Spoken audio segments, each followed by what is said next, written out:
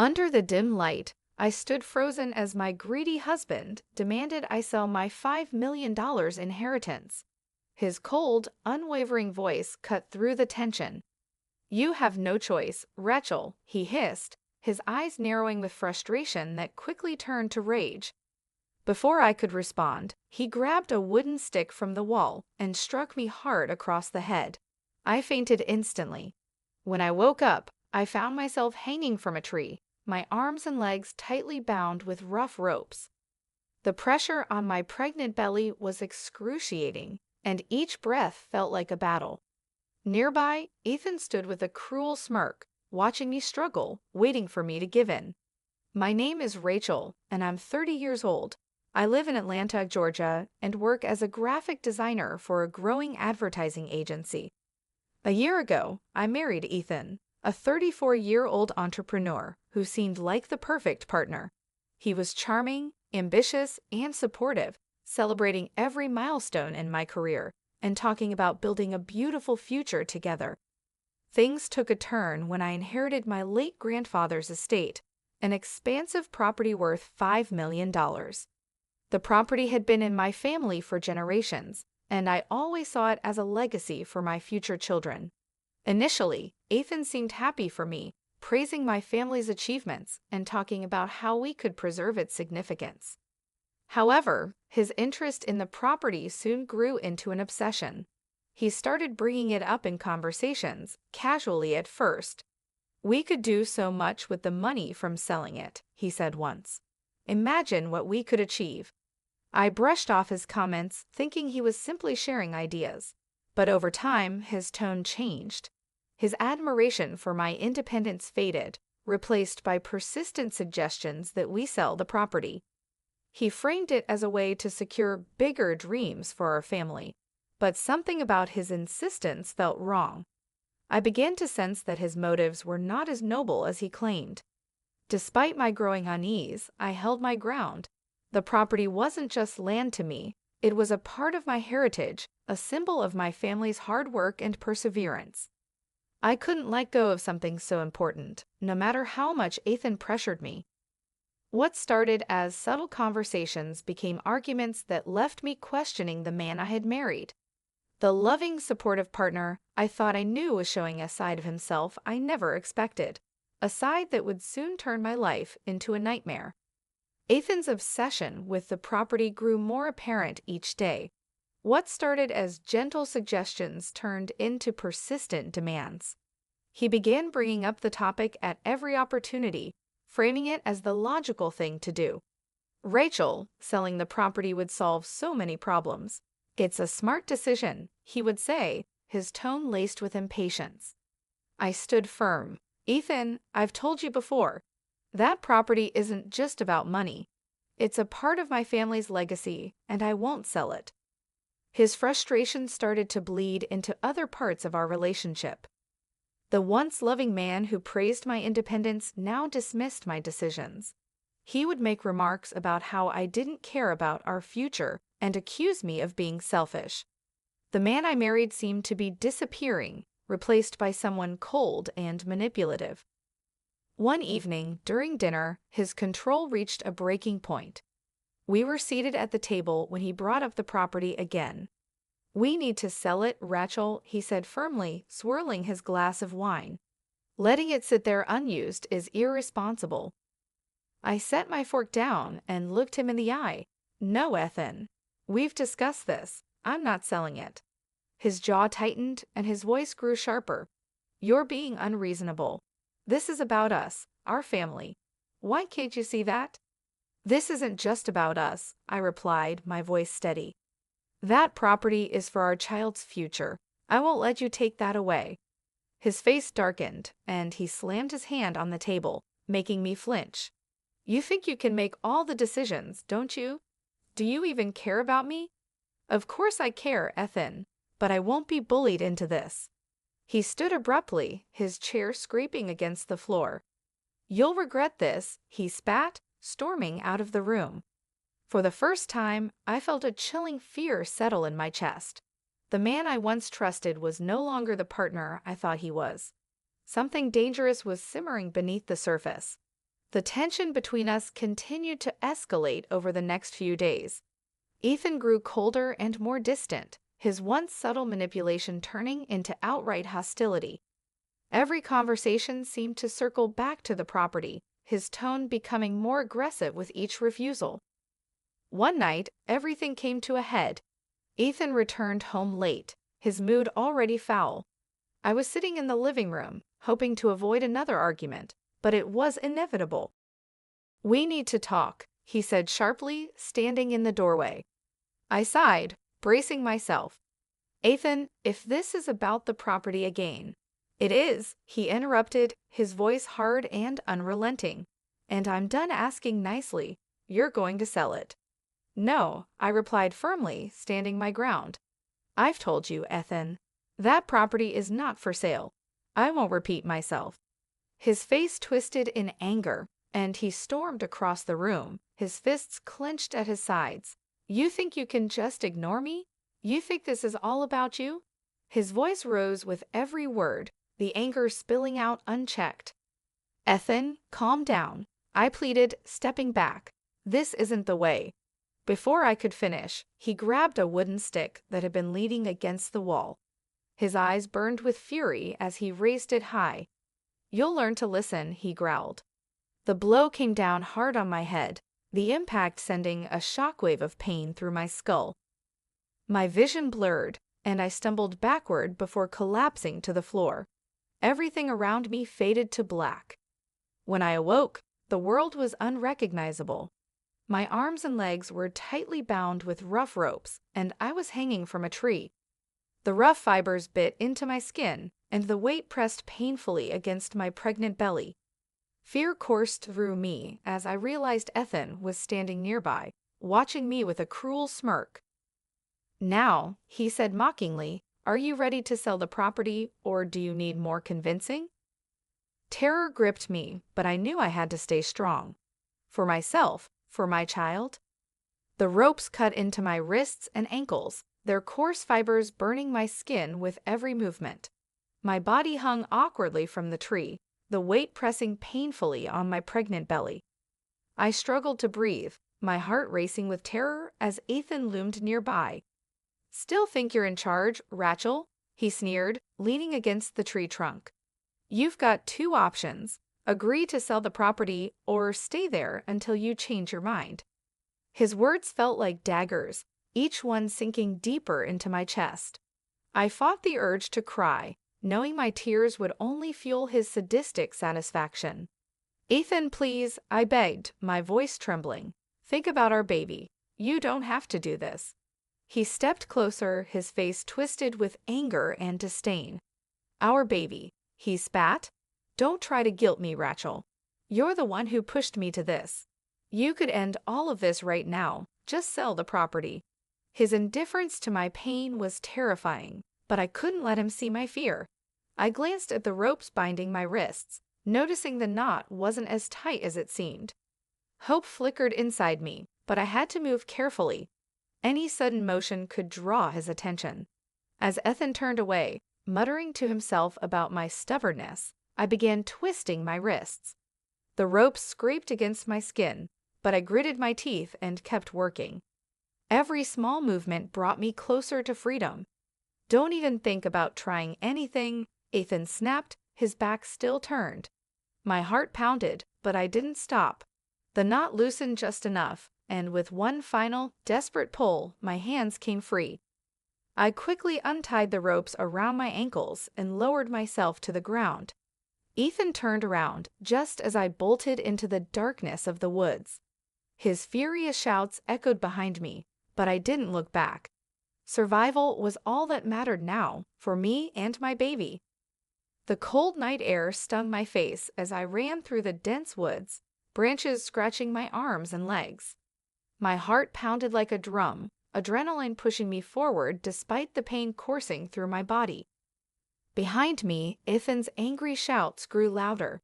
"Rachel, you can't get away from me," he bellowed, his voice full of rage. I didn't dare look back. My only focus was putting as much distance between us as possible. The woods were dark, the uneven ground threatening to trip me at every step, but I kept moving.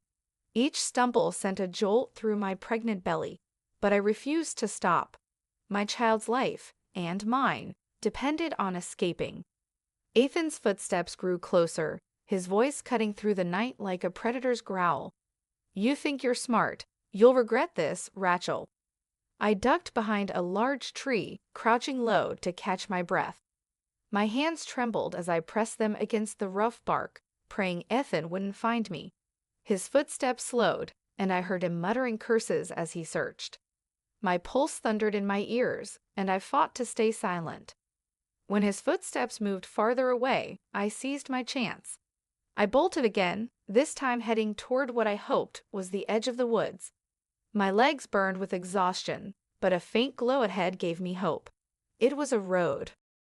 Pushing through the last tangle of branches, I stumbled onto the asphalt. In the distance, headlights approached. Waving my arms desperately, I stepped into the car's path. The vehicle screeched to a halt, and the driver, a kind older man, jumped out. "Are you okay?" he asked, his face full of concern. "My husband," I gasped, tears streaming down my face. "He tried to kill me." The man didn't hesitate. He helped me into his car and sped toward the nearest police station. For the first time in hours, I felt a glimmer of safety, but I knew the nightmare wasn't over yet. Ethan had to face justice.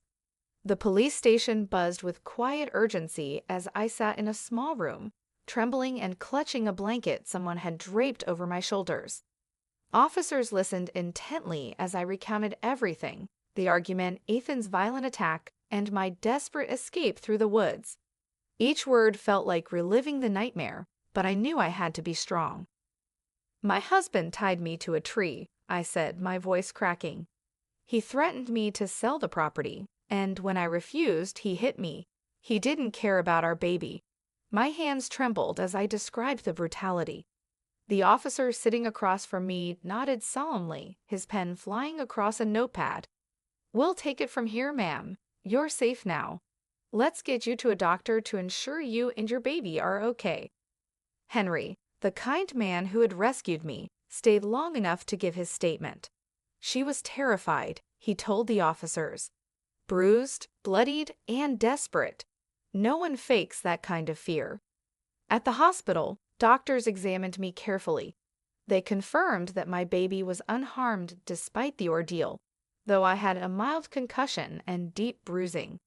Their reassurances brought a wave of relief, but the thought of Ethan's actions still made my stomach churn.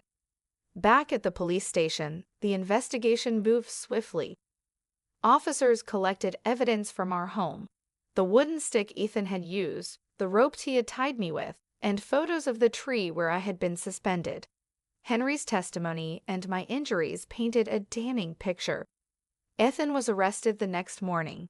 He claimed innocence, trying to twist the story to make himself the victim, but his lies quickly unraveled under scrutiny. As my father arrived from New York to support me, I felt a surge of determination. Ethan had tried to take everything from me: my freedom, my future, and my child's safety. I would make sure he paid for his crimes. Justice was no longer a hope, it was a promise.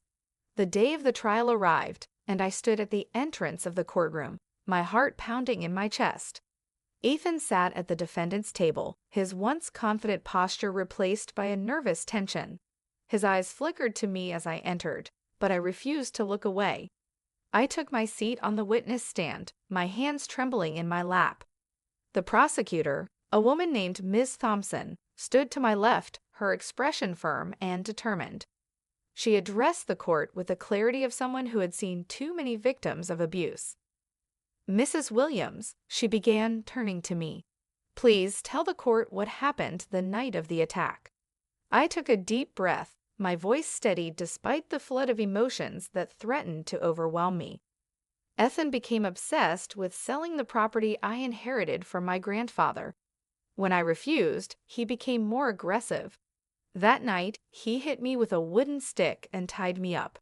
He hung me from a tree and told me to sell the property or he would make me regret it.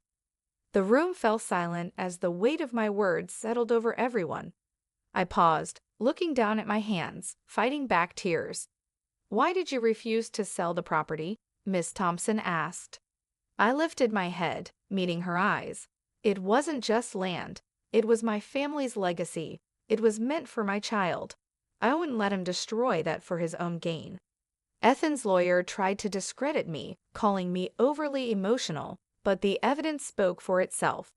The bruises on my arms, the knots in the ropes, the photos of the tree, everything I had told them was corroborated by the police and Henry's testimony. When it was finally over, the jury deliberated for hours. I sat in the courtroom, barely able to breathe, until the door opened and the verdict was read. Guilty. A weight lifted from my chest. Justice had been served. Ethan would no longer have any power over me. The courtroom fell silent as the judge raised his gavel. The defendant, Ethan Williams, is hereby sentenced to 15 years in prison, without the possibility of early parole for assault, attempted coercion, and reckless endangerment. I let out a breath I didn't realize I'd been holding. The weight of the moment finally sank in. Ethan's punishment was not just for the pain he had caused me, but for every moment he had taken from me. The fear, the control, the manipulation. Ethan's face was a mix of disbelief and anger as the verdict was read, his once confident demeanor crumbling. His lawyer tried to argue for a lesser sentence, but the judge was firm. "Your actions were beyond cruel," the judge continued. "You will pay for what you've done." I sat still, hardly able to process the words. This was it. This was the end of the nightmare. My mind replayed the events that led up to this point. From the first moment Ethan suggested selling the property to the terror I had felt when he attacked me. But now I could finally breathe freely. As the court session ended, my father came over to me. He embraced me tightly, his voice thick with emotion. "You did it, Rachel. You stayed strong. He'll never hurt you again." I nodded, tears welling in my eyes. "I couldn't have done it without you, Dad." Outside the courthouse, the weight on my shoulders finally lifted. The sun seemed brighter, the world seemed quieter. Ethan was behind bars, and the life I had fought so hard for was finally within my reach. I still had a long road ahead of me, healing from the trauma, rebuilding my life, and preparing for my child. But I knew one thing for certain: I would never let fear control me again. I was free. The months that followed were a blur of adjustments and new beginnings. After the trial, I returned to my job as a graphic designer. My colleagues were supportive, and though the memories of what I'd been through were still fresh, I focused on my work. The routine felt grounding. I spent a lot of time reflecting on the life I had built and the one I wanted to create moving forward. Ethan's threats and violence no longer held power over me. The house we once shared felt empty and distant, and I knew I couldn't return to it. It had been a prison, one I had been desperate to escape. The property I had inherited became a symbol of strength. What Ethan had once seen as a source of conflict was now a place of refuge. I put the land to use, starting small projects that I had always dreamed of: gardens, a small office, and a home that would one day be a haven for my child. In those quiet moments, as I worked the land, I thought about my future, my daughter's future. I imagined a life full of love, growth, and safety, everything I had once dreamed of, but this time it would be different. I wouldn't let anyone take that from me. The day my baby arrived was the day I realized how far I'd come. Holding my newborn daughter in my arms, I knew that no matter what I'd been through, I had made it. I had overcome the darkness and fought for my future. My child would never know the fear I had lived with, and that promise kept me going. In those early days of motherhood, I made a vow. I would protect this family and this life with everything I had. We would thrive, and I would never again let fear define me. I was free. This story, at its core, is about resilience, empowerment, and the pursuit of justice in the face of betrayal and violence. Rachel's journey from a woman who felt trapped in a marriage to someone who reclaims her power and builds a future for herself and her child demonstrates the strength that can emerge from adversity. Throughout the narrative, Rachel's refusal to let fear control her was pivotal. Her strength to stand firm against Ethan's manipulation and violence led her to the freedom she deserved. The support of family, the truth brought to light, and the legal consequences for Ethan served as a reminder that justice can prevail, even when it seems out of reach. This story serves as a reminder to those in similar situations that no one has the right to control or harm you. There is always a path to safety, justice, and a new beginning. Rachel's determination proves that even after the darkest moments, it is possible to rebuild, find strength, and create a better future. If you enjoyed this story, don't forget to like, comment, and subscribe for more. Your feedback means the world to me, and subscribing ensures you won't miss any future updates. Share your thoughts in the comments. I'd love to hear from you.